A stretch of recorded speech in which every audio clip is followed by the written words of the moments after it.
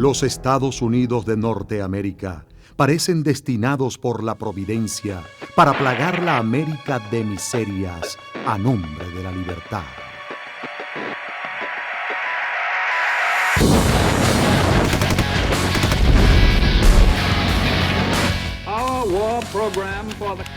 Nuestro programa de guerra para el próximo año fiscal costará 56 billones de dólares.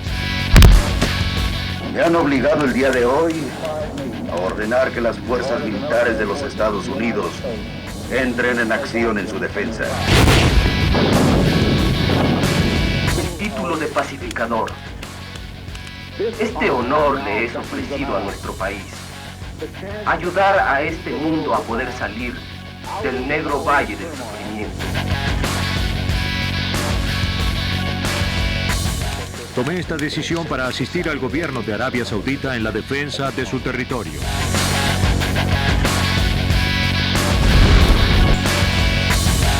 La paz de un mundo atribulado y las esperanzas de un pueblo oprimido dependen de ustedes para defender al mundo de un grave peligro, peligro.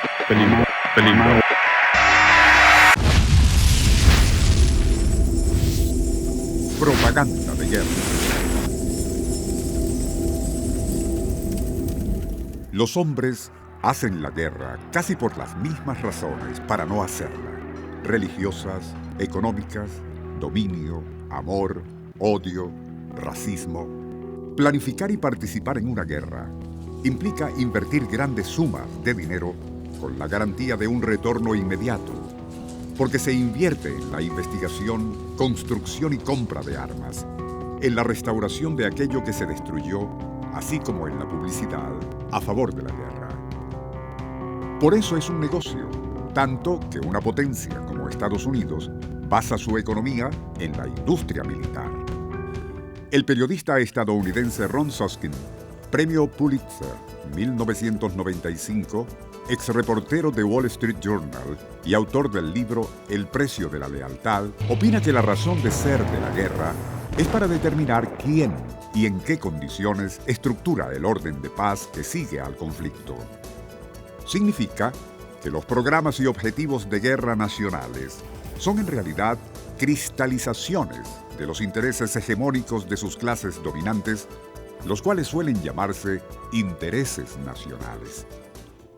Para el investigador y escritor alemán Heinz Dietrich, profesor en la Universidad Autónoma de México, autor del libro Las guerras del capital, entre otros, el asunto es simple. Hay una sola razón: apoderarse de lo que tienen los demás. Y si no se puede conseguir a través o del donativo o del intercambio comercial, que era la fuerza. Entonces, aquel que tiene una fuerza superior a aquel que tiene el patrimonio que se quiere robar, usa la fuerza superior y toma por la fuerza que por la ley o por el intercambio no puede conseguir. Esa es la última razón. Si las élites gobernantes deciden ir a una guerra, es imprescindible fabricar el consenso para persuadir al público de la legitimidad y honestidad de las acciones, porque se necesita de un ejército dispuesto a morir por los intereses nacionales. En una dictadura es fácil el adoctrinamiento, porque se tiene el absoluto control de los medios de comunicación. Pero en una democracia con libertad de información, la cohesión del pensamiento se logra a través de un sofisticado diseño propagandístico. El internacionalista y columnista Jerónimo Carrera, presidente del Partido Comunista de Venezuela, observa que antes de la existencia del término propaganda, sus funciones se aplicaban en las guerras. Bueno, como la palabra lo indica, la propaganda tiene como objetivo llevar a otras personas un conocimiento que puede ser legítimo o puede ser falso sobre determinado asunto. Generalmente esta palabra se utilizaba en el aspecto comercial, pero si vemos históricamente, vemos que siempre hubo, con las guerras, con los conflictos entre los países, ese elemento también. El término propaganda surgió en el siglo XVI y tiene un origen religioso. Fue desarrollada por la Iglesia Católica en la época de la Restauración para mantener y expandir sus ideales en países no católicos. El latín antiguo significaba cosas para propagar. Desde entonces y en los casos de guerras, los líderes militares usaron la propaganda para enaltecer a sus tropas y desmoralizar al enemigo. Cuando el acto era invasivo, el argumento para convencer a la resistencia se repetía. Se combatía para llevar la libertad a los oprimidos. Lo que se ha entendido como propaganda de guerra ha tenido una evolución con el tiempo. En un principio se realzaba lo positivo, es decir, cada bando mostraba su mejor aspecto y simultáneamente presentaba al bando contrario en su peor aspecto. Estos fueron, vamos a decir, los experimentos en esta materia que llegaron hasta la Primera Guerra Mundial. En la Primera Guerra Mundial ambos bandos se presentaban como ganadores virtualmente hasta el último día para hacerle creer a sus pueblos, a su población respectiva, que estaban ganando, porque si admitían las derrotas, indudablemente que se producía rápidamente una debacle. Indistintamente, todas las partes de un conflicto bélico, interno o externo, han utilizado la propaganda de guerra con los medios de divulgación informativa existentes. De estos conflictos nacieron las técnicas que hoy se conocen y aplican las élites para justificar sus acciones y ganarse la aprobación de sus gobernados. El papel del lenguaje en los medios de comunicación juega en dos niveles, en la manipulación clásica y en una más sutil. La manipulación clásica se hace mediante la técnica de persuasión derivada de la publicidad. Se formulan y transmiten enunciados tendenciosos, tergiversadores o sencillamente falsos, al tiempo que se oculta información no deseada. La primera víctima es la verdad.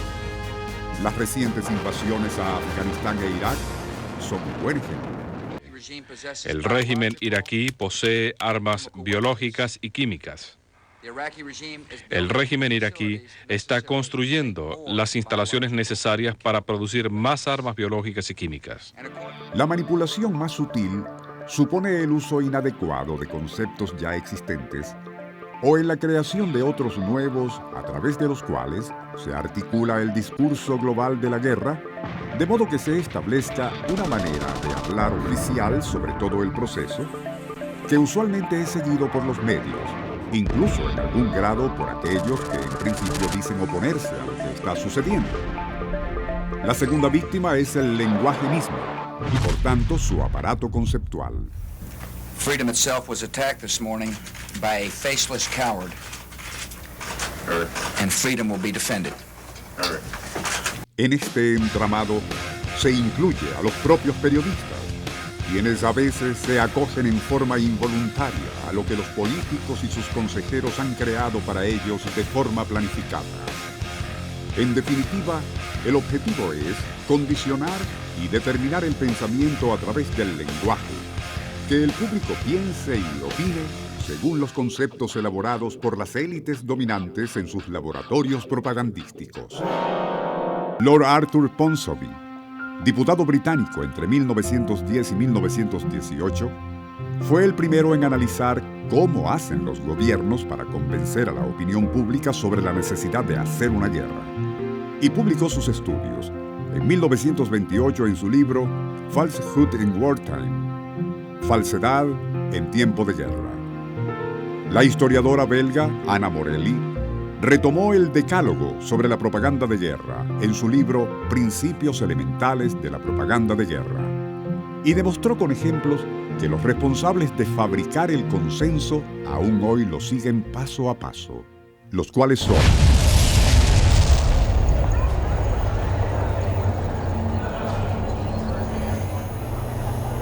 nosotros no queremos la guerra.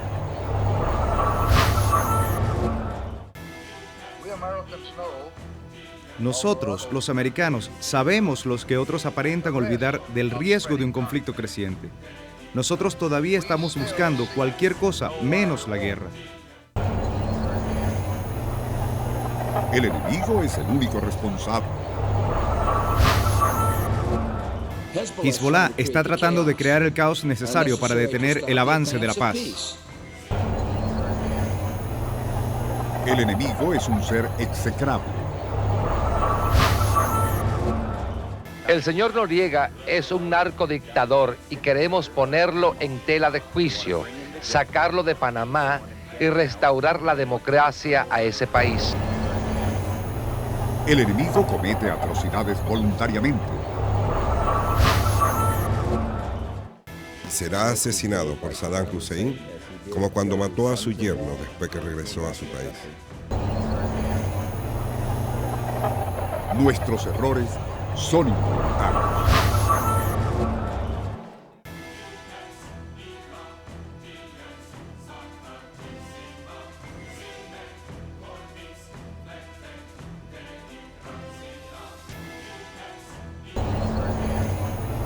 Pretendemos nobles fines. El petróleo, como está siendo utilizado actualmente, no es para el beneficio de los iraquíes, sino para el beneficio de Saddam Hussein, para que pueda construir palacios y, lo más importante, para construir sus armas de destrucción masiva. Entonces, cualquier cosa que suceda con las reservas de petróleo será, de ahora en adelante, para el beneficio del pueblo iraquí. Nuestra causa tiene un carácter sagrado, divino, sublime.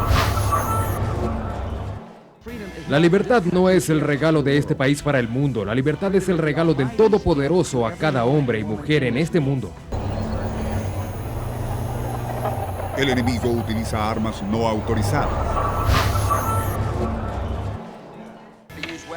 Irak ya ha usado armas de destrucción masiva contra otros países y contra sus propios ciudadanos. Nosotros sufrimos pocas pérdidas. Las del enemigo son enormes.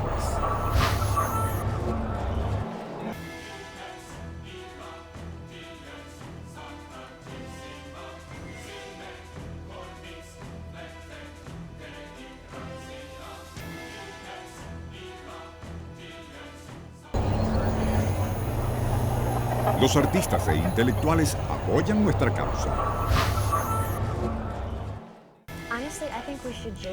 Honestamente, creo que debemos confiar en nuestro presidente y apoyar toda decisión que él tome y tener fe en lo que vaya a suceder. ¿Confía en este presidente? Sí, confío. Los que se oponen a ella son unos traidores. Warning to you, Barbara Streisand, and others who see the world as you do. We don't want to demonize anyone, but anyone who hurts this country in a time like this, well, let's just say you will be spotlighted. Estados Unidos, a lo largo de su historia, ha aplicado el decálogo de la propaganda de guerra para sus fines expansionistas encubiertos por el paradigma de la libertad y la seguridad nacional. Esta concepción filosófica tiene que ver con sus orígenes, pues Estados Unidos cuenta con la rara condición de ser la única nación del mundo fundada en un credo religioso hace más de 200 años. No olvidemos que la presencia colonizadora de Inglaterra, que era como la llamábamos hasta no hace mucho, en el continente americano, se da con la venida de unos peregrinos, los cuáqueros, los famosos cuáqueros del Mayflower, que fue el barco en que vinieron los primeros colonizadores allí en la parte norte de este continente, que venían inspirados por motivos religiosos. Entonces, estas colonias iniciales tenían un fuerte contenido religioso. En 1786 se acogió en la Constitución de la Unión el sentido político del calvinismo y la propuesta puritana de separar la Iglesia de los poderes del Estado para evitar el pecado de la corrupción.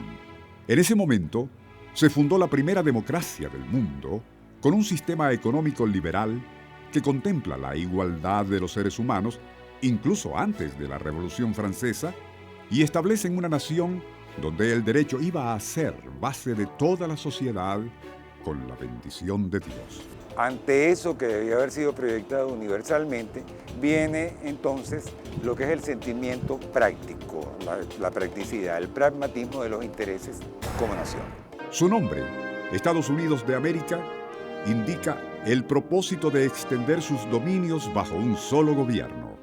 Y efectivamente lo que empezó con apenas 13 colonias, hoy abarca prácticamente todo el continente norte porque incluso ellos se han extendido hasta Hawái, que está muy lejos del continente americano. Y el propósito ostensible es extenderse hacia Sudamérica. De hecho, cuando se creó la Unión Panamericana en 1891, ya allí se echaron las bases para ese gran estado en el cual íbamos a entrar todos los habitantes de este continente. Y eso fue dando pasos graduales. Se llegó al TIAR, al Tratado Interamericano de Asistencia Recíproca, y en 1947, y en 1948 la Unión Panamericana se transforma en Organización de Estados Americanos, la OEA, que era ya precisamente, por eso muy acertadamente, no sé si fue Fidel Castro o el Che Guevara, la bautizaron con el nombre de Ministerio de Colonias de Estados Unidos. El presidente James Monroe lo expresó muy bien el 2 de diciembre de 1823 durante su 7º discurso en el Congreso sobre el Estado de la Unión. América para los americanos, en respuesta a la amenaza que suponía la restauración monárquica en Europa y la Santa Alianza, compuesta por Francia, España, Austria y Rusia, la cual propuso arrasar a los nuevos estados latinoamericanos establecidos. En el orden conceptual, la doctrina Monroe implicó la ideología hegemónica de los Estados Unidos para justificar, a través de su política exterior hacia las naciones latinoamericanas, cualquier clase de intervencionismo y expansionismo. Luego la doctrina se apoyó en la visión religiosa denominada Destino Manifiesto, una idea de un poeta norteamericano llamado John S. O'Sullivan, quien escribe en un artículo de prensa en 1845 que los Estados Unidos tenían el derecho divino de expandirse. Esa teoría tuvo de inmediato muchos seguidores, incluso de presidentes estadounidenses. Es aquí cuando comienza la expansión extracontinental del dominio estadounidense como un verdadero imperio. Propaganda de guerra.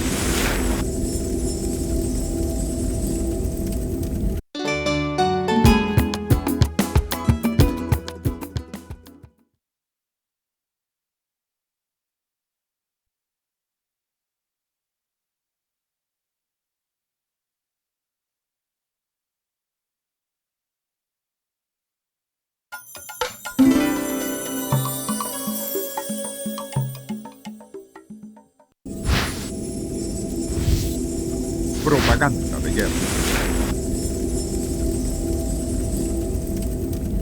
Para finales del siglo XIX, España había perdido sus colonias americanas en tierra firme.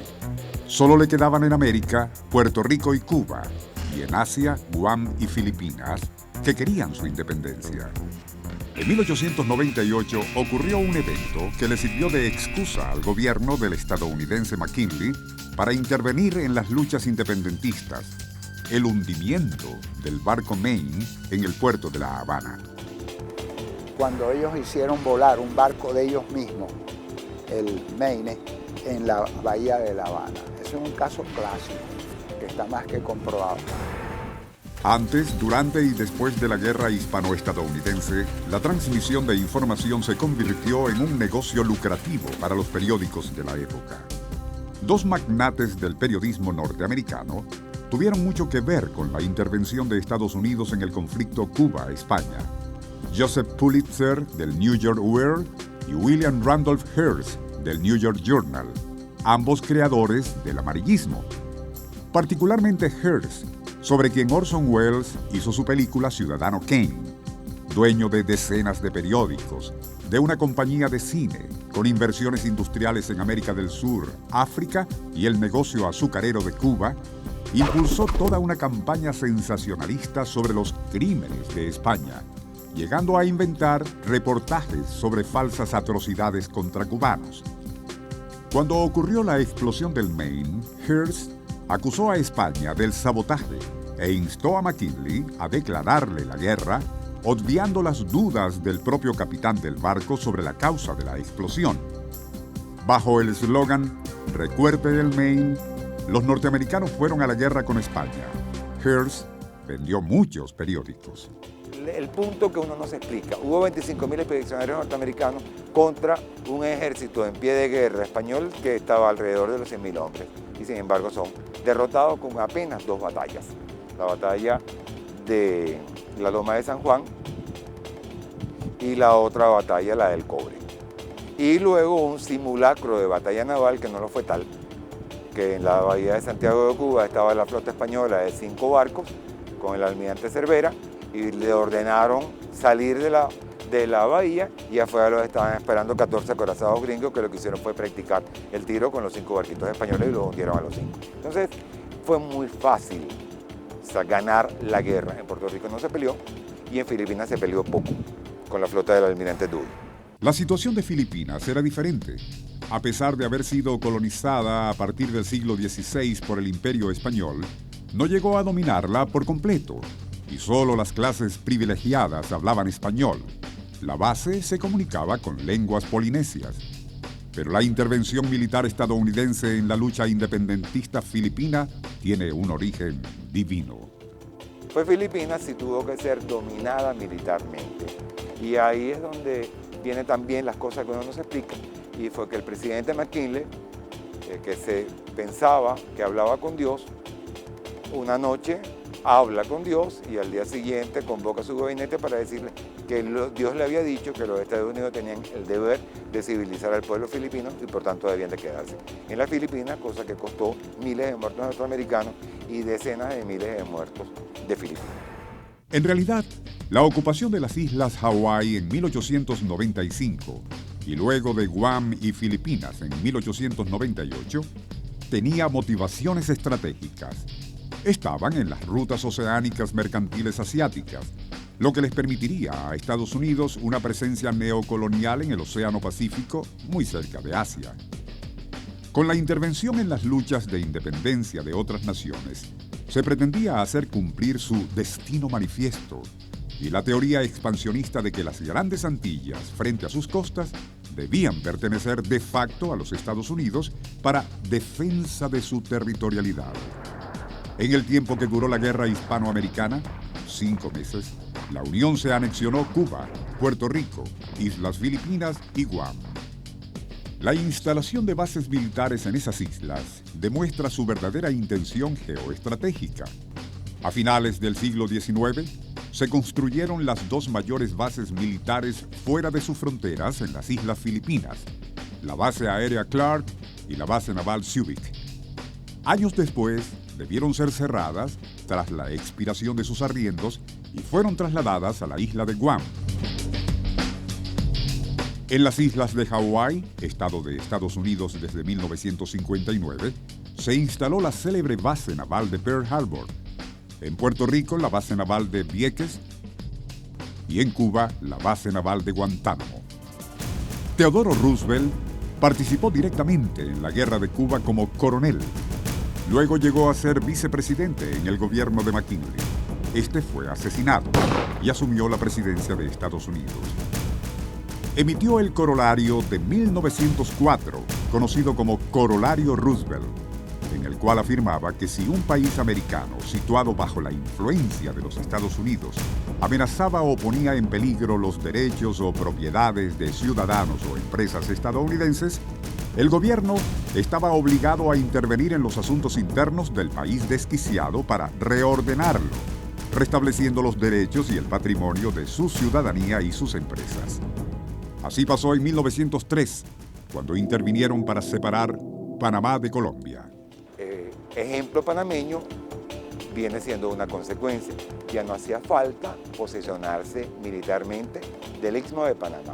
Simplemente había que fomentar que Panamá se separara de Colombia, reconocer al nuevo país, obtener en concesión toda una franja de costa a costa, construir el canal y dejar al resto de los panameños en el extremo de la pobreza. Es decir, los beneficios que hubo para el país fueron ínfimos, para Estados Unidos totales. no solamente por el auge económico que se dio en la navegación de costa a costa, sino por la importancia militar que tuvo el ser el dueño de ambos océanos. Ya no eran dueños del Atlántico, ahora eran dueños del Atlántico y del Pacífico. El corolario Roosevelt supuso en realidad una carta blanca para la intervención de Estados Unidos en América Latina y el Caribe, como ocurriría luego en Haití, Nicaragua, República Dominicana, Guatemala. El propósito era dominar por la imposición de su sistema político capitalista. En toda Centroamérica, la principal fuerza de choque no fue militar, sino económica, con una empresa llamada United Fruit, que llegó a tener el 60% de la tierra cultivable desde Guatemala hasta Panamá y Colombia. En Cuba también tenía una buena porción de cultivos de caña y de centrales azucareros. Entonces, ahí cambia por completo la etapa del capitalismo. Fíjense cómo ha ido evolucionando. En un principio era la posesión territorial por mandato divino. En un segundo lugar, la imposición por la fuerza. Y en un tercer lugar, la imposición económica respaldada por la presión militar en el caso de que fuera necesario, como en Nicaragua. ¿Y qué ocurre en Nicaragua? En Nicaragua, invade Nicaragua en 1928 y salen en 1934. Ya habían formado a una Guardia Nacional, ya habían seleccionado a un Anastasio Somoza, y la familia Somoza estuvo gobernando Nicaragua desde 1934 hasta 1977, creo que es cuando es finalmente derrocado el tercero de los Somoza, Satachito Somoza. Es decir, estamos hablando de casi todo, o sea, medio siglo XX de una familia que había sido puesta por los Estados Unidos. Pero esta fase no era exclusiva de los Estados Unidos de Norteamérica. También en Europa y en Asia había gobiernos que alababan el nuevo concepto en política internacional que suponía la doctrina Monroe. Hicieron su propia interpretación y planificaron estrategias para armar sus propias áreas de influencia y dominación. Basados en esta fase del capitalismo, durante los primeros años del siglo XX, las economías dominantes planificaron sus propias áreas de influencia y dominación, lo que suponía la subordinación de otros países a los intereses de las élites. Esta subordinación no se obtendría sino por la fuerza, lo cual implicaba la intervención militar. De allí que la propaganda de guerra se comenzó a desarrollar durante la primera conflagración mundial, cuando se descubrió que la moral era un factor militar muy importante y se entendió la importancia de la opinión pública. Durante la Primera Guerra Mundial, los británicos crearon el Ministerio de Información en 1917 bajo la responsabilidad de Lord William Maxwell Aiken Beaverbrook, quien fundaría luego una de las más poderosas cadenas de periódicos que incluía el Daily Express y el Sunday Express. Reinó la censura y todas las campañas propagandísticas eran rigurosamente controladas para que solo se divulgara la información oficial. Poco después de entrar en la Primera Guerra Mundial, Estados Unidos creó su propia agencia de propaganda, el Comité para la Opinión Pública, muy eficaz en cuanto a la propagación de los denominados ideales de la libertad. En el período de entreguerras, se profundizaron los estudios sobre el tema hasta transformarse en la teoría de la propaganda. Igualmente se realizaron estudios relacionados con la opinión pública y la influencia de los medios masivos en la sociedad. Los principales modelos en los que se basaron casi todos los movimientos propagandísticos fueron tres: el occidental o anglosajón, el más elaborado pero con resultados menos funcionales; el soviético, que ganó su perfil con el desarrollo de la propaganda leninista; y el de las dictaduras fascistas. En la Segunda Guerra Mundial, Alemania, para vitalizar la planificación hegemónica de su espacio vital, nombre dado a la gran zona de influencia y recursos que garantizaría la supervivencia del nuevo imperio, aportó mucho a la propaganda de guerra moderna. Adolfo Hitler comprendió su poder político y el fracaso de Alemania en la Primera Guerra Mundial en este tema. Decidió nombrar a Paul Joseph Goebbels, un filósofo, jefe de propaganda del partido nazi en 1929, y luego ministro de Instrucción Pública y de Propaganda entre 1933 y 1945. Una de las medidas iniciadas de inmediato por Goebbels fue el absoluto control de todos los periodistas, escritores, artistas y medios de comunicación para que se registrasen como subordinados y apenas publicasen información debidamente autorizada. Toda potencia que agrede a otro país o a otro pueblo siempre lo hace en el nombre de la libertad o de la democracia. Siempre son valores elevados por los cuales supuestamente van a matar. Y Hitler, por supuesto, no fue la excepción. Hitler trataba de vender a la gente alemana que había una conspiración internacional que estrangulaba la economía y que por lo tanto se tenía que romper esa conspiración para que el pueblo alemán fuese libre y podía autodeterminarse. Alemania en particular empezó a sufrir los embates de la guerra casi desde el comienzo, pero lo ocultó. Ya esa técnica cambió, porque era difícil ocultar los hechos. Sin embargo, en la Alemania nazi, Hitler hasta el último día prácticamente intentaba hacerle creer al pueblo alemán que podían ganar la guerra, aun cuando esa guerra estaba ya perdida prácticamente desde 1943 con la batalla de Stalingrado, la famosa batalla que allí se dio. Algo muy simbólico del papel que juega la propaganda en las guerras, porque quien acompañó a Hitler no fue el mariscal tal o cual jefe del ejército alemán, sino quien lo acompañaba en su última instancia, pues, era el ministro de propaganda. Eso ya de por sí es muy expresivo. El esquema de proliferación falsa en el régimen nazi pasó a la historia como la gran mentira. La propaganda se centraba en un tipo de mensaje emocional que se dirigía principalmente a un público poco educado políticamente, susceptible de interiorizar la emoción y no la racionalidad. Antes de cualquier movimiento militar, la máquina propagandística alemana era puesta en marcha. Los hechos se fabricaban para que los actos de invasión pudiesen ser justificados.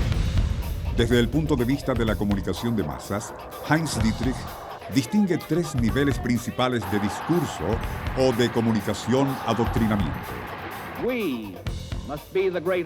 Debemos ser el gran arsenal de la democracia. En primer lugar, hay un nivel de comunicación detrás de las puertas cerradas.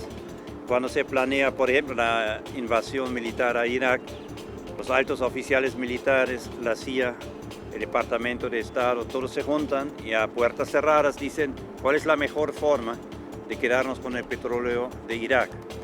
Pero llegará un momento después de esa planeación que tú tienes que involucrar a la gente que cuenta en la sociedad, que es la élite informativa.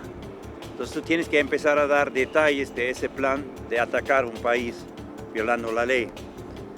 Y esos periódicos que hacen ese tipo de discusión entre la élite informativa son, por ejemplo, el New York Times. Aquí sería el Universal, el Nacional, es el New York Times, el Washington Post. Y entonces tú integras los lectores, que son como 2 millones del New York Times, que es el más importante. De esa manera, el proyecto original en sus contornos empieza a ser discutido por la gente que decide en la sociedad que tiene que apoyar. Y una vez que allá se haya consensuado más, se lanza hacia abajo a través de televisión y a través de los periódicos amarillistas, pero ya en una forma totalmente manipulada para la gente. Esos son los 3 niveles comunicativos. En el tercer nivel de propaganda, el de las élites a puertas cerradas, se planificó la entrada de Estados Unidos a la Segunda Guerra Mundial y la organización del mundo libre que se conoce desde 1945. El presidente Franklin Delano Roosevelt, el 6 de enero de 1941, ante el Congreso estadounidense, dio las siguientes razones para los gastos militares, los preparativos para la guerra y la posible entrada de su país en ella. En el futuro que intentamos asegurar, nos veremos confrontados con un mundo cuya base será 4 libertades esenciales. La primera es la libertad de expresión en todos los lugares del mundo. La segunda es la libertad para cualquier persona de venerar a Dios a su manera en todos los lugares del mundo. La tercera es la de estar libre de miseria. La cuarta es la libertad contra el miedo. Desde esa histórica declaración, La pretendida lucha por la defensa mundial de estas 4 libertades es el lema de la propaganda estadounidense y aliada. Propaganda de guerra.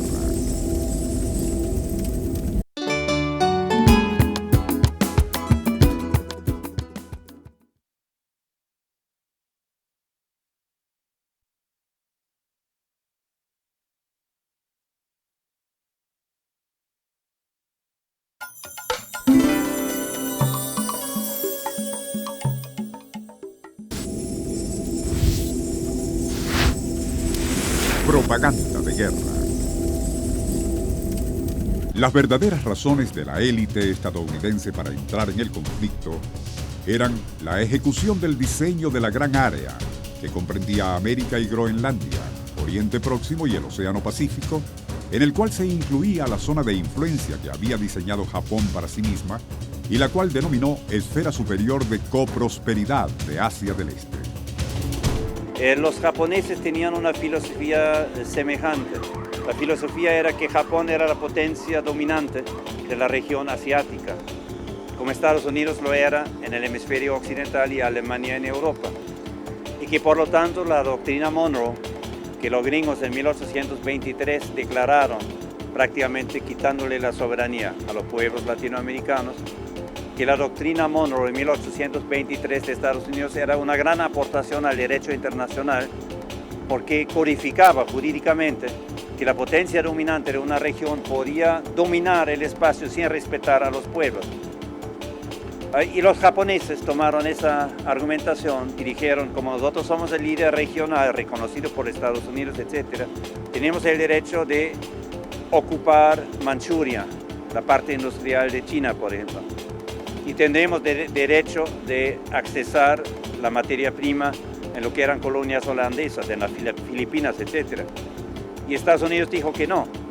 La doctrina Monroe es de nosotros y ustedes son subordinados. Si tratan de aplicarla, es un caso de guerra.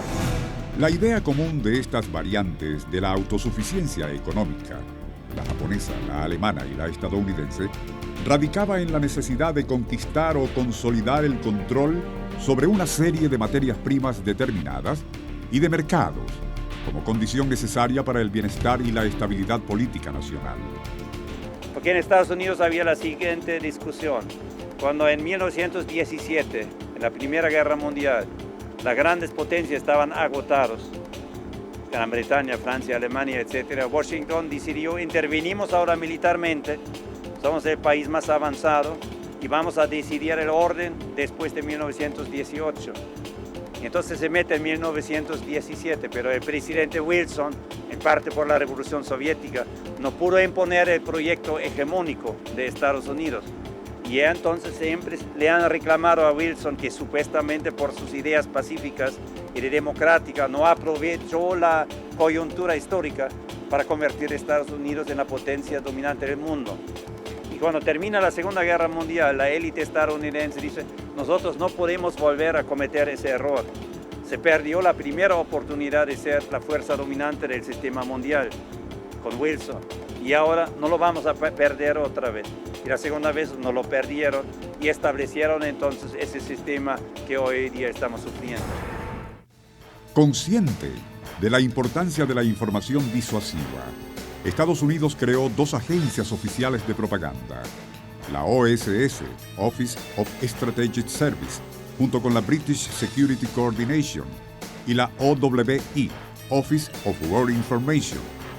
La OSS se encargaba de conducir la guerra psicológica, término que nació en el propio Estados Unidos contra el enemigo, en estrecha colaboración con importantes medios de comunicación de la Unión. La OWI se encargaba de distribuir información en territorio estadounidense y extranjero, cuya intención era provocar un ataque o una declaración de guerra de Alemania o Japón contra Estados Unidos. Dio resultado. El 7 de diciembre de 1941, los japoneses realizaron el ataque preventivo desde la flota del comandante Uno en respuesta al bloqueo económico impuesto por Estados Unidos. El objetivo era destruir la flota estadounidense del Pacífico. Se dijo que el ataque fue sorpresivo. Ahora, el FBI había en 1923, por esa fecha, 28, hecho una entrada ilegal a la embajada de Japón en Washington. Abrieron la caja fuerte y copiaron el código naval de los japoneses. De tal manera que a partir de esa fecha, la inteligencia estadounidense podía descifrar el tráfico de cables entre la embajada y entre la fuerza central en Japón. Entonces, todos los indicadores son muy claros, que sabían que iba a haber un ataque, no sabían si iba a ser en Alaska, pero Honolulu obviamente, porque Pearl Harbor es parte de ese archipiélago, era lo más probable. Pero ellos no podían abortar ese golpe preventivo de agresión de Japón, porque para que la gente estadounidense dijera ahora sí hay que destruir a Japón, necesitaba haber sangre. Entonces provocaron en cierto sentido el ataque. Tenían la causa y el consenso del público. Aunque Estados Unidos ya participaba en el conflicto, apoyando a los aliados, y Roosevelt preparaba con el primer ministro británico Winston Churchill la declaración de guerra antes del ataque. Me refiero a que Franklin Delano Roosevelt, como presidente de los Estados Unidos a partir de 1932, primero tolera que Alemania y Japón se armen. Y eso es lo que lleva a una serie de agresiones, tanto en Europa como en Asia, por esas dos potencias.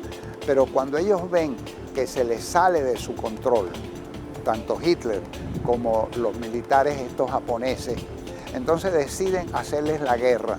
Y no era fácil para los Estados Unidos entrar en una guerra sin haber sido atacado.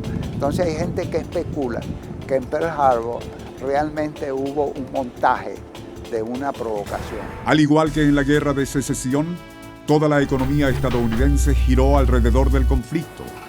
Y la propaganda para aupar a los patriotas a pelear era similar a la de 1898, cuando la explosión del barco Maine en Cuba. Recuerden Pearl Harbor. La propaganda aliada contra los nazis, contra Alemania, pues, era una propaganda también basada en que siempre lo que hacían los aliados era bueno y lo que hacían los alemanes era malo. Por ejemplo, el famoso episodio del bombardeo de la ciudad de Dresde, que se da unos pocos días, 3-4 días antes de la terminación de la guerra. Eso lo ordena Churchill en venganza, diciendo hay que darle a esos alemanes una lección. Entonces cogieron la ciudad de Dresden, una gran ciudad que había sido ciudad, digamos, reservada para enfermos, para personas mayores, niños, etc. No era una ciudad militar. Y allí los bombardeos fueron de una intensidad tal que cubrieron prácticamente a la ciudad de escombros y murieron miles y miles de personas. Eso se hizo como un acto de, digamos, de retaliación, pero justificado porque eran los buenos contra los malos. Yo me atrevería también a citar aquí lo que creo que es la tergiversación más grande que ha hecho la propaganda de guerra, que fue el bombardeo realizado por Estados Unidos el 6 y 8 de agosto de 1945 sobre las ciudades de Hiroshima y Nagasaki, cuando se lanzaron las primeras bombas atómicas. Esas bombas fueron dirigidas a ciudades donde lo que había era población civil y se presentaron en el mundo como algo positivo. Los 3 bombardeos ocurrieron en 1945. El de Dresde dejó un saldo aproximado de 135.000 víctimas. El de Hiroshima, el 6 de agosto, de 140.000. Y el del puerto de Nagasaki, el 9 de agosto, de 70.000. Sin contar las centenares de miles de personas que padecieron o padecen graves enfermedades a consecuencia de la radiación de las bombas nucleares. Hecho injustificable e innecesario, que fue orquestado para chantajear al mundo anunciando la posesión de su poder atómico. Culminada la Segunda Guerra Mundial y vencidos los enemigos, comenzaba el reordenamiento del globo terrestre. Estados Unidos salió fortalecido, financió la recuperación europea con el Plan Marshall. Era la potencia, pero con la aparición de movimientos regionalistas y nacionalistas en diversos países, este reconocimiento post-conflicto bélico requería de métodos imperialistas no tradicionales que le permitieran realizar las inversiones capitales en las zonas bajo su dominio. Se necesitaba de políticas y estructuras económicas que jugarían un importante papel en la integración y estabilidad de la gran área. Por eso se planificó, en plena guerra, un organismo de estabilización de cambios monetarios, un banco internacional dedicado a las transacciones a corto plazo y no directamente a la estabilización, y un organismo formalmente multilateral que le permitiera garantizar sus intereses en materia de seguridad. No obstante, necesitaban de un nuevo enemigo. Los Estados Unidos siempre han buscado la guerra. Ellos no pueden mantenerse mucho tiempo sin un conflicto armado. ¿Por qué? Por eso que hablábamos de su industria de guerra. Ese nuevo enemigo fue el comunismo. Una vez rotas las endebles relaciones posguerra mundial, el presidente estadounidense Harry Truman instauró lo que se denominó la contención comunista y comenzó el rearme de la nación con miras a detener la expansión marxista. Comenzaba la Tercera Guerra Mundial, la Guerra Fría, denominada así por las tensiones entre los rivales, Estados Unidos y la Unión Soviética, la cual se libró fundamentalmente en los frentes político, económico y propagandístico. En las 5 décadas que se vivió esta guerra, no bélica pero siempre amenazante, la propaganda de una y otra potencia contra su rival jugó un papel fundamental. Hollywood fue el epicentro de la maquinaria propagandística del celuloide. La Unión Soviética, por su parte, criticaba a Estados Unidos su pretensión hegemónica en el mundo, su política neocolonial, así como la explotación de los países del tercer mundo, el irrespeto a la soberanía y autodeterminación de los pueblos, su sistema democrático formal, pero no de hecho, el derrocamiento de gobiernos nacionalistas o progresistas que tímidamente abogaban por el control de sus recursos naturales. Que nosotros, que no queremos la violencia, a la contrarrevolución y a la violencia reaccionaria, utilizando primero la ley, después utilizaremos la violencia revolucionaria. Su política de desequilibrio de la paz mundial. Además, al igual que en Occidente, la Unión Soviética también utilizó el espectáculo cinematográfico para propagar sus ideas.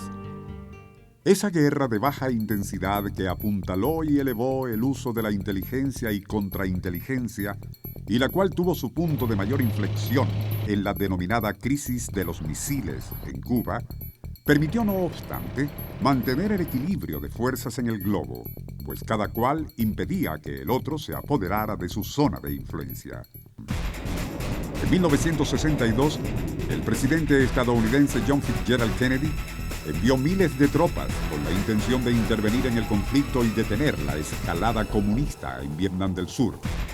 Pero fue el 2 de agosto de 1964 cuando ocurrió el evento que hacía falta para legalizar la intervención y convencer a los conciudadanos. Un ataque de los vietnamitas del norte al destructor Maddox en el Golfo de Tonkin. Con el total apoyo del Congreso, el gobierno de Lyndon Johnson, sucesor de Kennedy, tras su asesinato, interviene para responder a la agresión. Los constantes actos hostiles en contra de los barcos de Estados Unidos en las aguas del Golfo de Tonkin me han obligado el día de hoy a ordenar que las fuerzas militares de los Estados Unidos entren en acción en su defensa. Primero el Maine, luego Pearl Harbor, ahora el Maddox. La intervención bélica se extendió por una década con un abierto rechazo de la opinión pública norteamericana a un conflicto que les resultaba ajeno. Las noticias de los corresponsales de guerra daban cuenta de la verdadera situación en Vietnam, de las atrocidades que el ejército estadounidense hacía contra la población vietnamita, del uso de armas químicas, además de las propias bajas. Finalmente, el presidente Richard Nixon retiró las tropas en 1974. La derrota para Estados Unidos fue triple. En lo militar, porque no pudieron con la guerra de guerrilla de los vietnamitas. En lo político, porque es la primera vez que se ven obligados a salir de un país derrotado. Y principalmente en lo psicológico, debido al tratamiento mediático de la guerra y al trauma que significó para los millares de jóvenes que pelearon en una guerra que no les pertenecía. además de ser rechazados por su propio pueblo. Se aprendió la lección. A partir de ese momento se diseñaron mejores controles propagandísticos para evitar deslices inadecuados a la prensa. Entre 1973 y 1989, Estados Unidos agredió países o apoyó gobiernos agresores en el continente americano en nombre de la libertad y la seguridad, tales como Uruguay, El Salvador, Honduras, Nicaragua, Guatemala, Granada, Surinam y Panamá. En 1989 cayó el muro de Berlín y se decretó el fin del comunismo. Culminaba la Guerra Fría y ahora sí, Estados Unidos era la potencia hegemónica. Pero la industria bélica necesitaba vender armas y los vencedores de la Segunda Guerra Mundial requerían aumentar las áreas de control que les permitiera sostener su modo de vida democrático capitalista, lo cual implicaba la expansión de mercados, así como el dominio de los recursos naturales. La atención se centró en el área del Golfo, en Asia, donde hay petróleo. Allí están Emiratos Árabes Unidos, Arabia Saudí, Kuwait, Irán e Irak, todos productores de petróleo y miembros de la OPEP. Sucedió un hecho importante que le permitió a Estados Unidos actuar en la zona. Saddam Hussein, presidente de Irak, decidió invadir Kuwait. El mandatario estadounidense George Bush lo denunció ante Naciones Unidas y llamó a una coalición a emprender la lucha por la liberación de Kuwait en nombre de las 4 libertades de Roosevelt. Obtuvo el apoyo del Consejo de Seguridad y en 1990 comenzó el ataque denominado Operación Tormenta del Desierto. Se iniciaba una nueva era en la que finalmente Estados Unidos intervenía directamente en un conflicto del otro lado del globo, en un área muy cerca de la ex Unión Soviética. Asia, sin obstáculos, era el fin del equilibrio de fuerzas. Propaganda de guerra.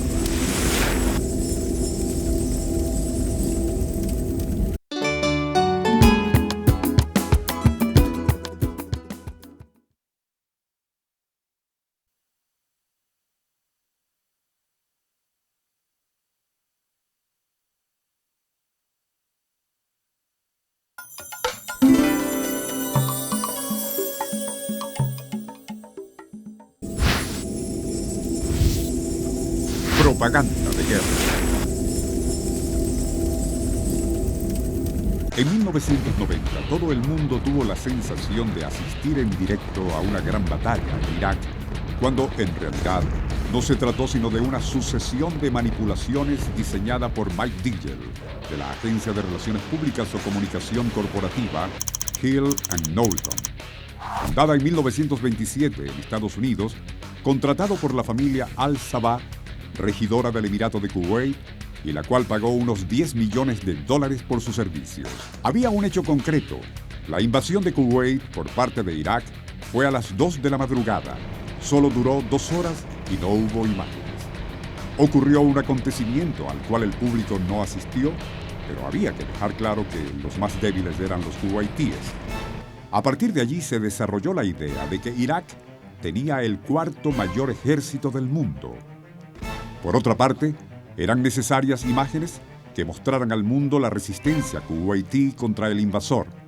Se difundió la idea de que kuwaitíes heroicos resistían en el interior del Emirato y había que ayudarlos. Se difundió en la prensa internacional un oportuno video casero sacado por un residente con riesgo de su propia vida. La grabación muestra la resistencia kuwaití. Parece filmada desde un balcón con métodos primitivos.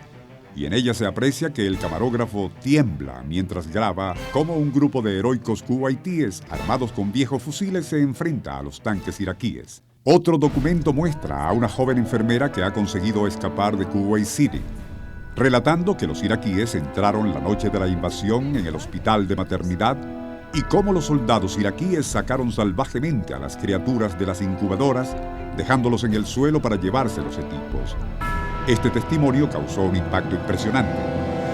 Sin embargo, estos 2 sobrecogedores documentos fueron un fraude.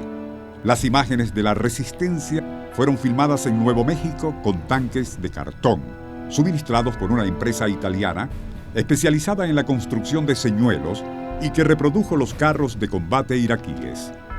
While I was there, I saw the Iraqi soldiers come into the hospital with guns. They took the babies out of the incubators.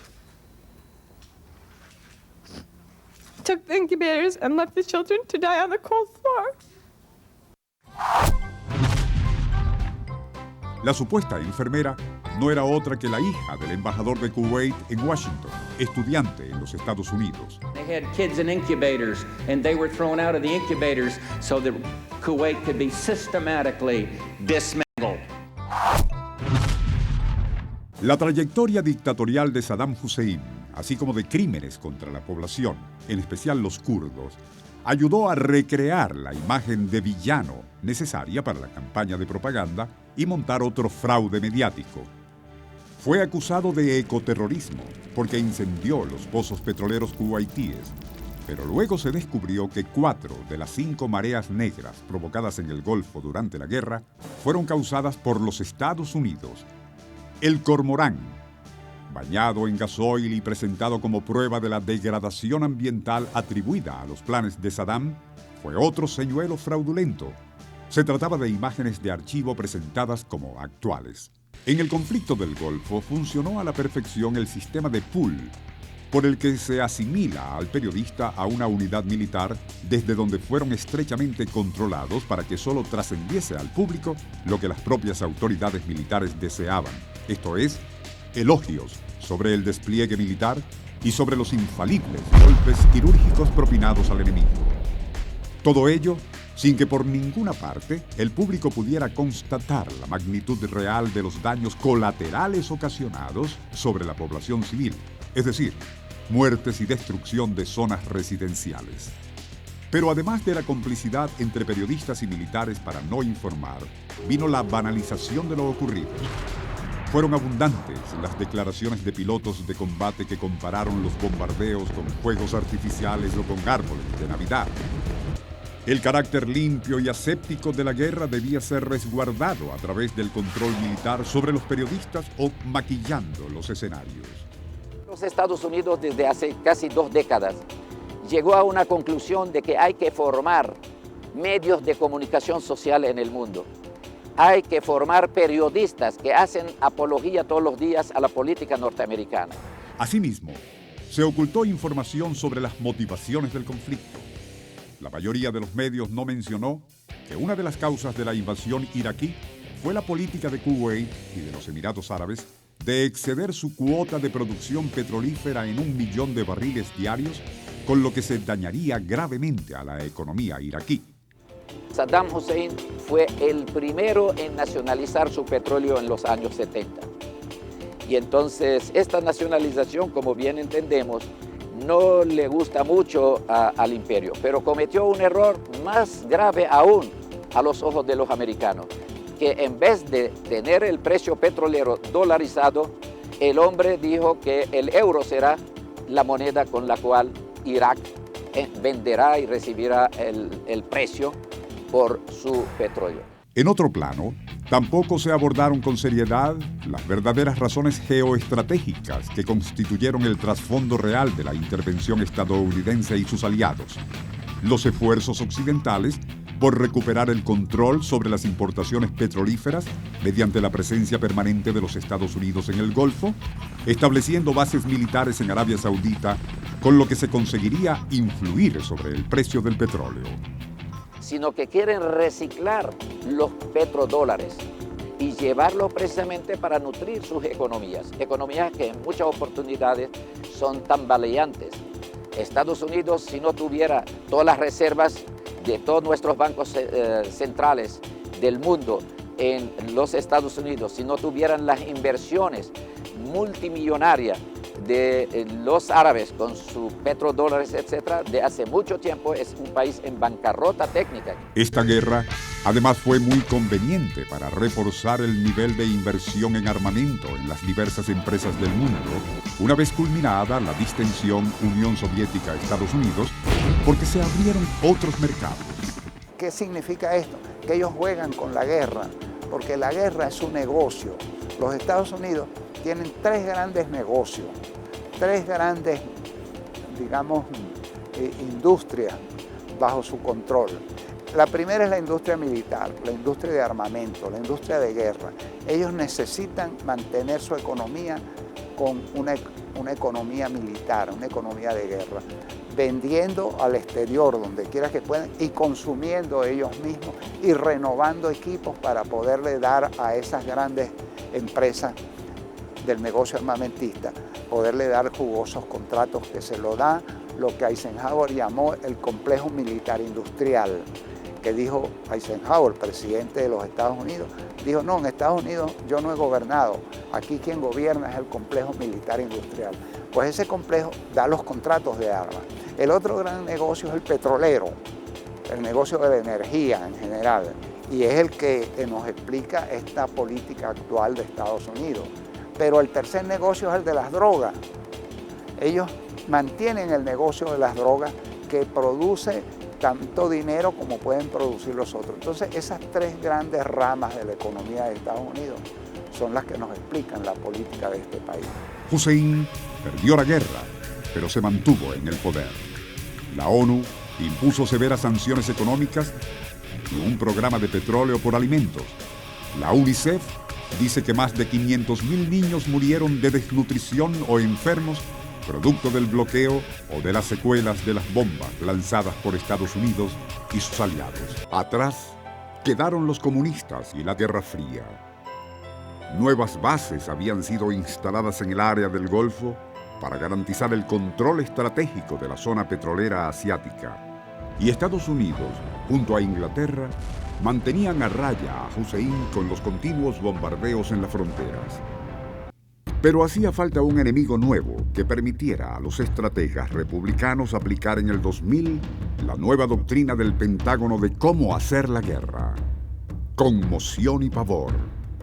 Este era el título de una publicación patrocinada por el Ministerio de Defensa estadounidense de dos especialistas en organizar guerras, Harlan K. Ullman y James P. Wade.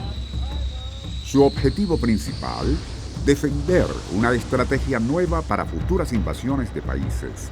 Una dominación rápida, sin gran despliegue de tropas, pero que ocasione conmoción y pavor, dejando al ejército enemigo, a la población civil y a sus gobernantes sumidos en un terror paralizante y por tanto incapaces de defenderse ni ofrecer resistencia. Esto incluye el uso de cualquier tipo de arma, hasta las bacteriológicas de ser necesario. Y se toma Hiroshima y Nagasaki como modelo de la reacción que se quiere ocasionar. Al mismo tiempo, se defiende explícitamente la política del engaño. Hemos encontrado las armas de destrucción masiva, hemos encontrado laboratorios biológicos. La falta de información y la desinformación como parte de la operación. Por tanto, se hacía necesaria una causa noble basada en una gran mentira mediática con imágenes horribles que justificaran la nueva guerra como ocurrió en el pasado. Primero el Maine, después Pearl Harbor, luego el Maddox y ahora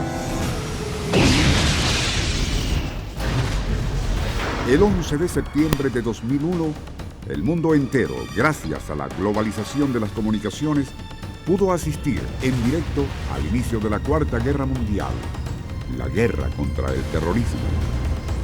Tras estos atentados, el gobierno del presidente George Walker Bush anunció al mundo que la política exterior de Estados Unidos cambiaba, pues debía combatirse un enemigo nuevo, el terrorismo, encabezado por el millonario saudí Osama Bin Laden y su red Al-Qaeda.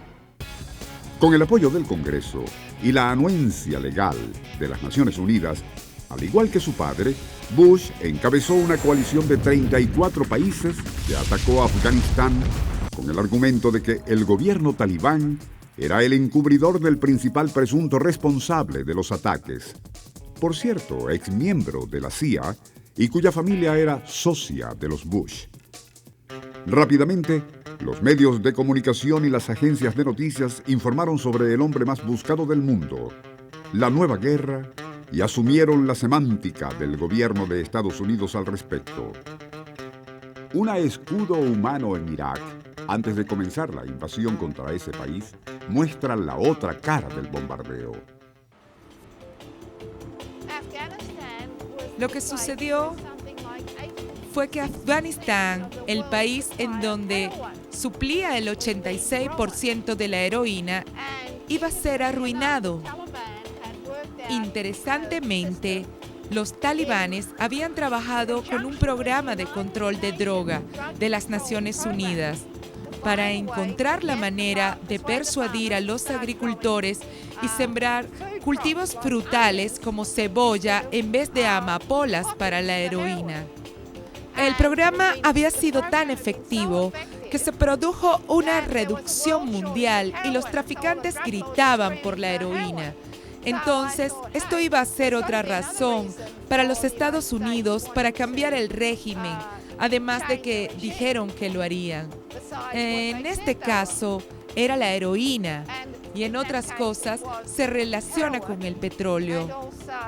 Y otras también, como el control del área para otros propósitos como un oleoducto. Las verdaderas razones para la invasión a Afganistán no fueron la captura de Bin Laden y la lucha contra el terrorismo, sino otras.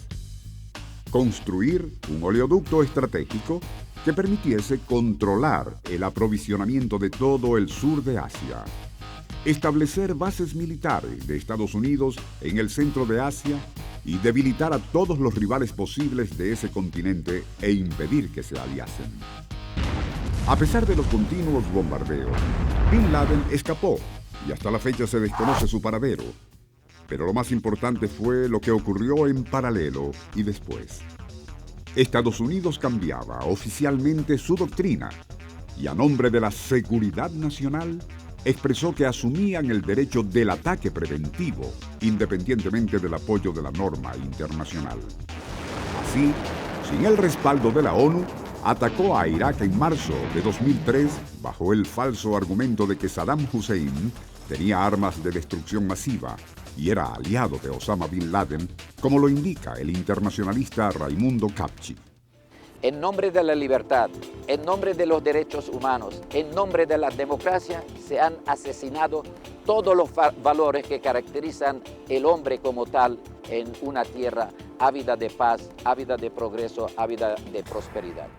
El gobierno del primer ministro británico Tony Blair y del presidente del gobierno español José María Aznar conformaron la tríada de países con Estados Unidos que encabezó la nueva agresión contra Irak. En España, se aplicó el decálogo de la propaganda de guerra en un folleto que difundió el gobierno para persuadir a los españoles de la necesidad de enviar tropas a Irak.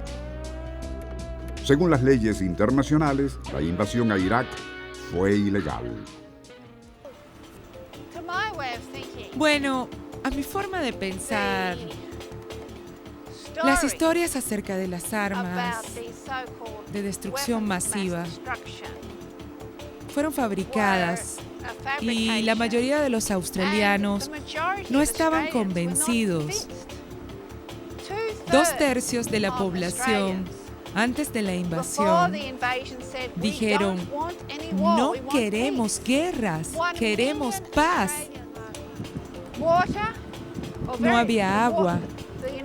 Las fuerzas de Estados Unidos bombardearon las estaciones suplidoras de agua para destruir el suministro de agua.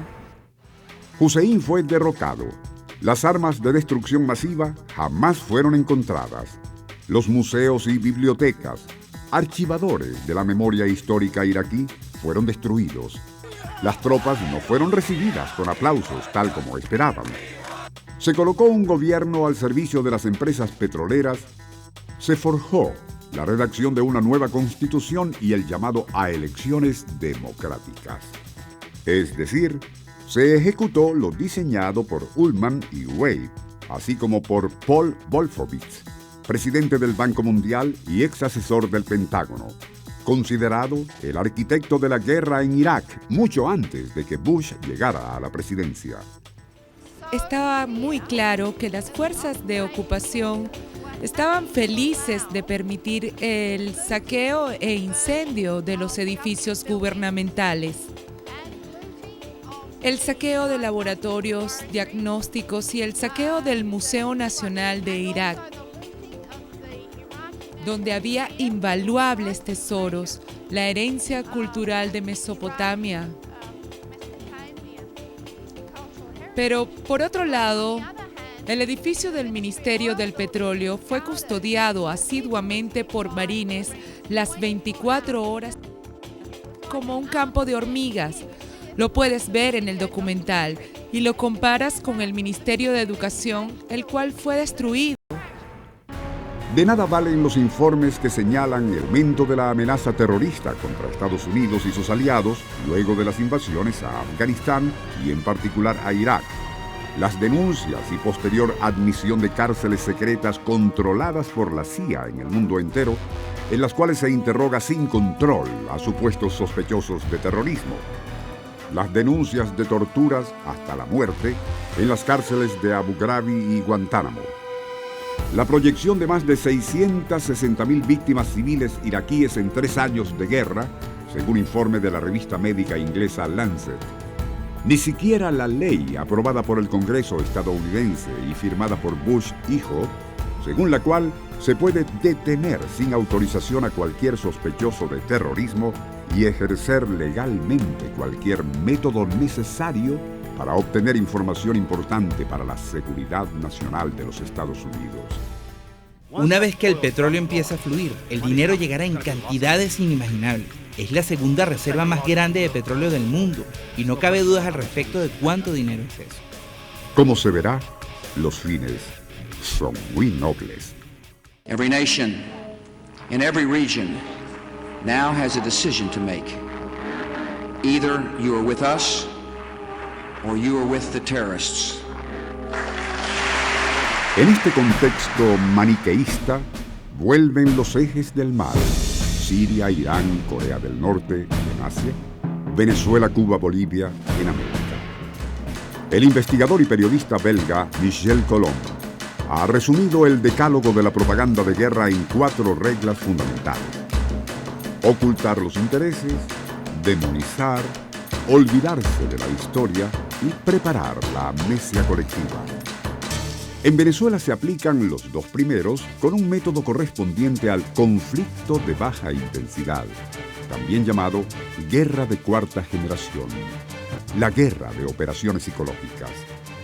Este método, que incluye los medios de comunicación, es un manual de campaña del ejército estadounidense que contiene los preceptos aplicados como doctrina en América Latina. La intimidación y la mentira, entre otras medidas, son parte de las operaciones psicológicas cuyo fin es lograr cambios planificados de actitudes, emociones y comportamiento de la población y del personal de las instituciones oficiales de acuerdo a los propósitos del gobierno de los Estados Unidos. Todo esto con la participación protagónica de sectores locales. El objetivo final es el mismo que en cualquier otra guerra: tener bajo control político y militar el país, en este caso Venezuela, por sus reservas de agua, de biodiversidad y en particular de petróleo y gas. La zona del canal es territorio soberano estadounidense, al igual que Alaska y los estados creados por la compra de Luisiana. Lo compramos y el general Torrijos debe entender que nos vamos a quedar con él. La aplicación del método responde a una estrategia de recolonización del continente latinoamericano, redactada por asesores republicanos días antes de que George Walker Bush asumiera la presidencia de los Estados Unidos en enero de 2001. Se resume en 3 documentos esenciales: el documento de Santa Fe 4, el ALCA y el Plan Colombia.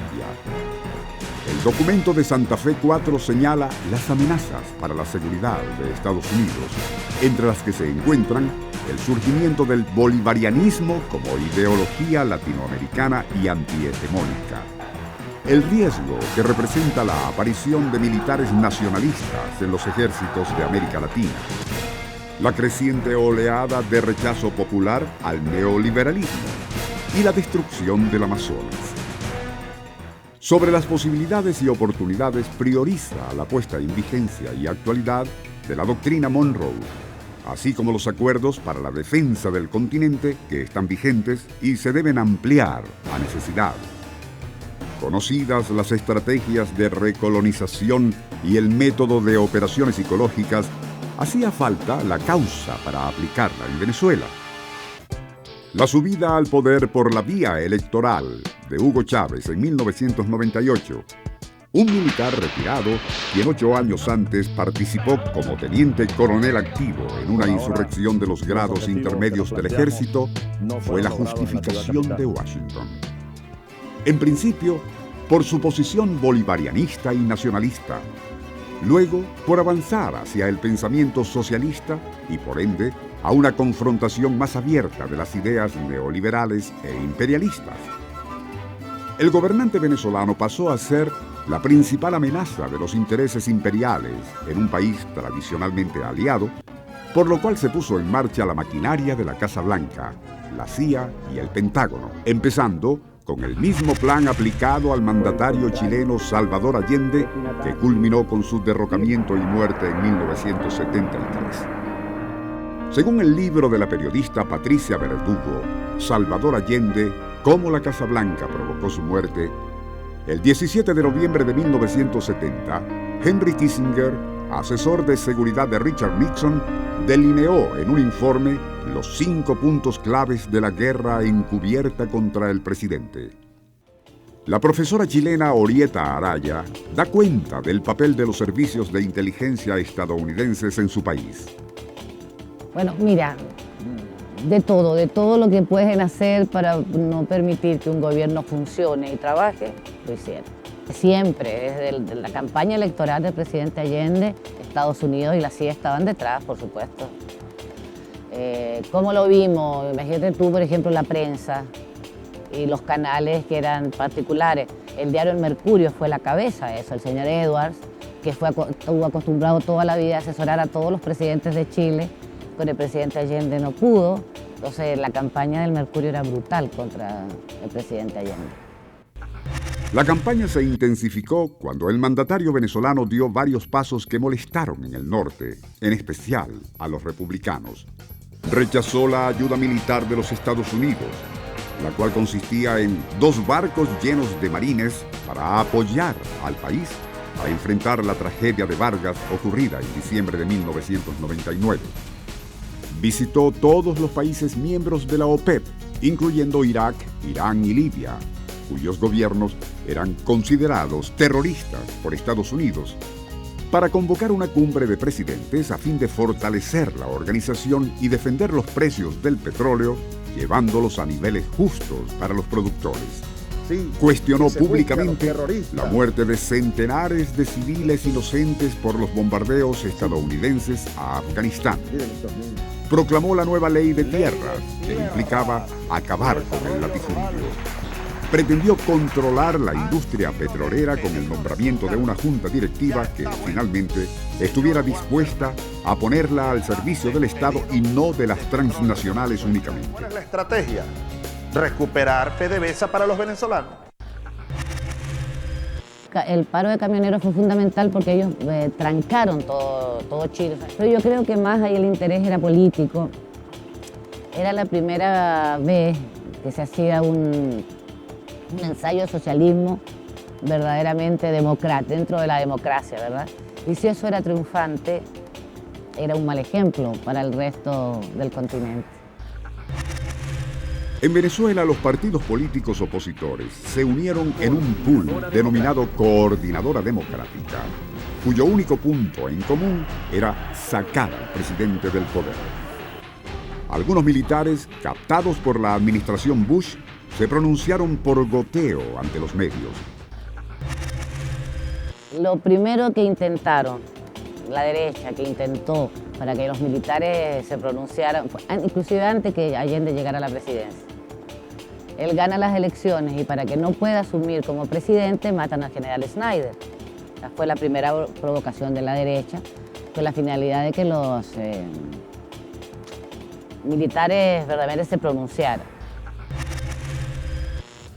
Por primera vez en la historia, dos entes naturalmente antagónicos, la Federación de Empresas Privadas y la principal central sindical del país, desprestigiada esta última por años de clientelismo y corrupción, se unieron para adversar a Chávez con la bendición de las autoridades de la Iglesia Católica. Los grandes medios de comunicación también hicieron un pool para agredir constantemente al gobierno, presentando solo noticias negativas, privilegiando las opiniones e intereses no nacionales. La norma más utilizada en la propaganda fue la demonización del enemigo. El terrorismo mueve sus piezas en el tablero internacional con un aliado inesperado, Hugo Chávez. El ataque fue en particular contra Chávez, al que había que presentar como dictador, autócrata y castrocomunista, terrorista o encubridor de terroristas. Y esta es tu orden. Se llegó a afirmar que ocultaba a Bin Laden en la isla de Margarita y que era financista de la guerrilla colombiana, FARC, por negarse a llamarla terrorista. Los mensajes de articulistas y periodistas eran discriminatorios, negativos y cargados de odio contra el personaje y sus seguidores para crear una emoción negativa alrededor de la figura presidencial, asociándolo con escenas violentas que causan rechazo. Se llamaba a continuas marchas de los opositores al gobierno con consignas y actitudes que nos recordaban la Alemania nazi y la Italia fascista. Finalmente, una vez alcanzada la alienación colectiva, aquella estrategia derivó en el golpe de Estado del 11 de abril de 2002, apoyado por la administración Bush. Hugo Chávez fue amenazado por el generalato alzado con bombardear el Palacio de Miraflores, que estaba rodeado de seguidores llamados a través del canal del Estado para defender al gobierno, si no renunciaba al cargo. 19 años antes, el 11 de septiembre de 1973, Salvador Allende se comunicó con el pueblo 3 veces por radio para alertarle del golpe de Estado en proceso, pero le pidió que permaneciera en sus hogares. El Palacio de la Moneda fue bombardeado, algunos de sus más allegados asesinados. La estrategia de la CIA fue exitosa en ambos casos. Tanto Allende como Chávez fueron derrocados. La diferencia fue lo que vino después.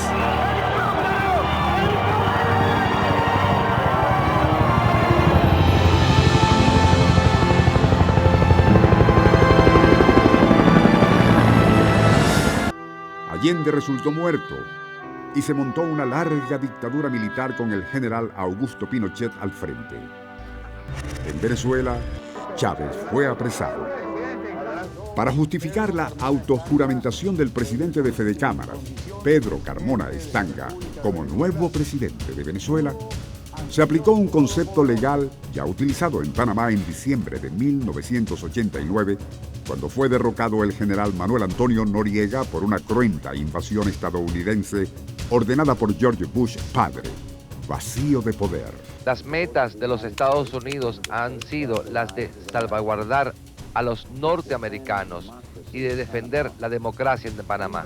Precedida por una intensa campaña mediática en la cual se le acusaba de dictador y narcotraficante, obviando que lo era con el visto bueno de Washington, en el país centroamericano, la Asamblea Legislativa legitimó la juramentación del nuevo presidente Guillermo Endara en la base militar estadounidense Fort Clayton, con este legalismo, ante la ausencia forzada de Noriega.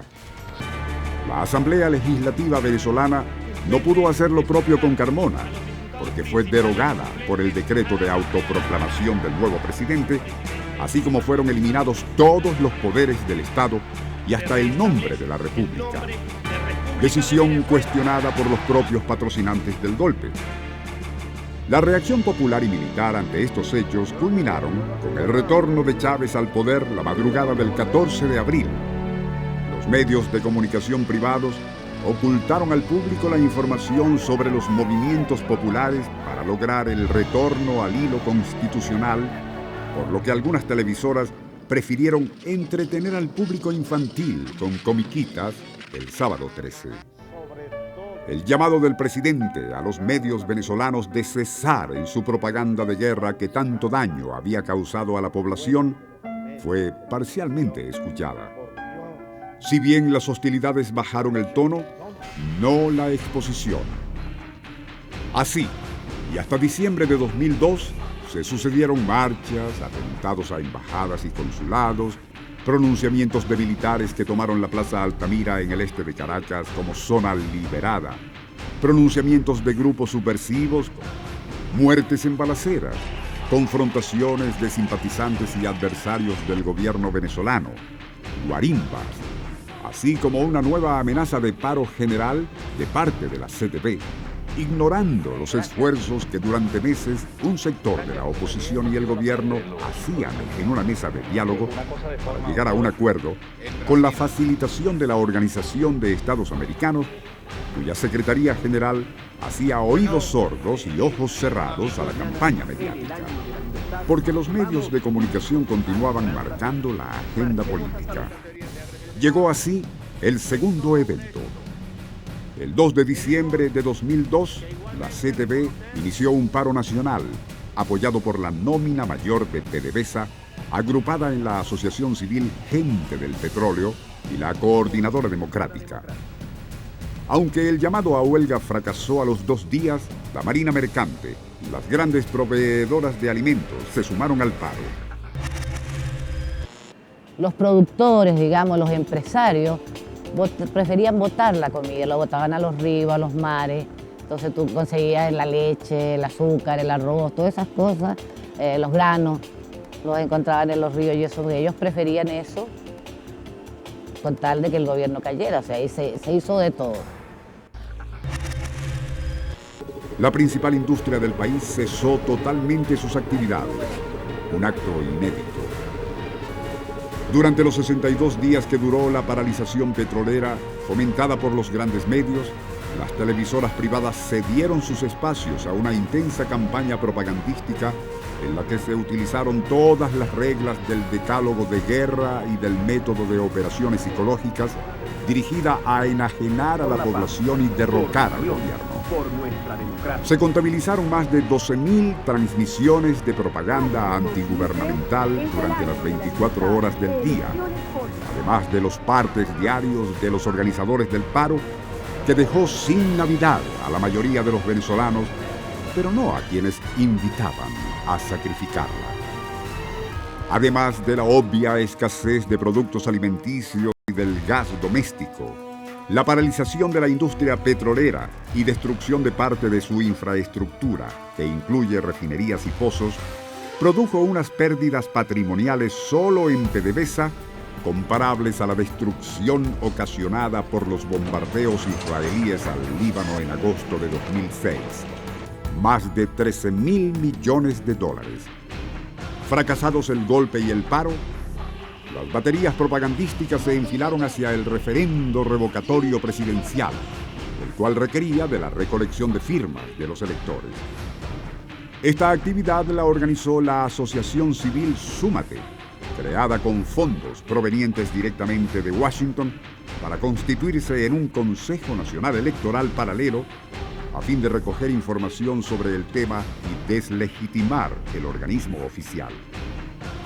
Mientras, continuaban las marchas y contramarchas. Se conoció también de un ejercicio de simulación de la OTAN, efectuado en el comando de la base mayor de España, en el que por aire, mar y tierra se invadía un país para salvar a sus habitantes de un gobernante dictatorial.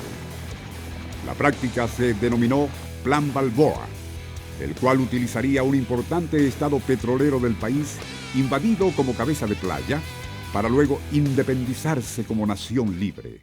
Planes para invadir a Venezuela existen, incluso han calculado cuántos bombardeos diarios. El objetivo, Venezuela. Tienen calculado qué tipo de munición, cuántos minutos salen de por aquí, cuántos aviones, todo. ¿Cómo es que se llama el ejercicio, Ali? ¿Tú no te acuerdas? Balboa, gracias, Ali. Por las coordenadas, se concluyó que el enemigo no era otro que Venezuela y el Estado secesionista, el Zulia. Los creadores del ejercicio, por supuesto, eran militares estadounidenses. En mayo de 2004, 3 meses antes del revocatorio, se detuvo a un grupo de paramilitares colombianos con planes desestabilizadores en la finca Dactari, en las afueras de Caracas.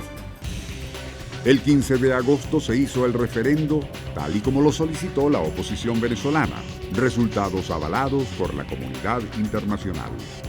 Luego de un análisis suficiente de nuestras propias fuentes de evaluación del proceso, estamos en condiciones de decir que nuestra información coincide con los resultados parciales anunciados esta madrugada por el Consejo Nacional Electoral. Gracias. Pero la propaganda de guerra no cesó, como tampoco la alternativa no democrática de sacar a Chávez del poder. Videojuegos y reportajes antichavistas proliferan en Internet, así como declaraciones de venezolanos en programas hispanos en Estados Unidos. Tiene que partir de la desaparición física, por lo menos, de el perro mayor y cuidado si una buena parte de la jauría. Ahí no hay lugar a dudas, eso no tiene otra salida. Eso ocurre con unos señores que tienen unas armas largas con una mirilla telescópica que no falla. En las guerras, conflictos o invasiones, ni los soldados, ni las balas, ni las bombas discriminan entre sus aliados o adversarios, porque ellos no planifican las operaciones, solo las ejecutan, como ocurrió con el barrio El Chorrillo de Panamá, literalmente arrasado por los marines en el año 89. Para entender mejor de qué se trata, recordemos las palabras del secretario de Estado norteamericano Robert Lansing sobre el significado de la doctrina Monroe. Los Estados Unidos tienen en cuenta sus propios intereses. La integridad de otras naciones americanas es algo accesorio, no un fin en sí mismo. El magnicidio sigue siendo una alternativa para mantener a buen resguardo sus intereses nacionales. Si cree que estamos tratando de asesinarlo, creo que deberíamos seguir adelante y hacerlo. Es más barato que comenzar una guerra.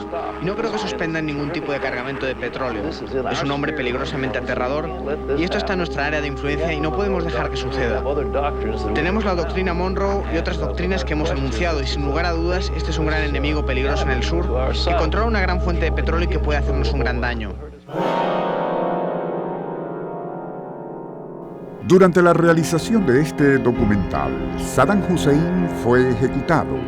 El Pentágono reveló un manual para los tribunales militares que autoriza a los fiscales presentar confesiones obtenidas mediante tortura. El ejército estadounidense bombardeó Somalia para reprimir rebeldes acusados de pertenecer a Al-Qaeda. Decenas de civiles y militares mueren a diario en Afganistán e Irak. Si los pueblos no se unen, lamentablemente, esta historia continuará.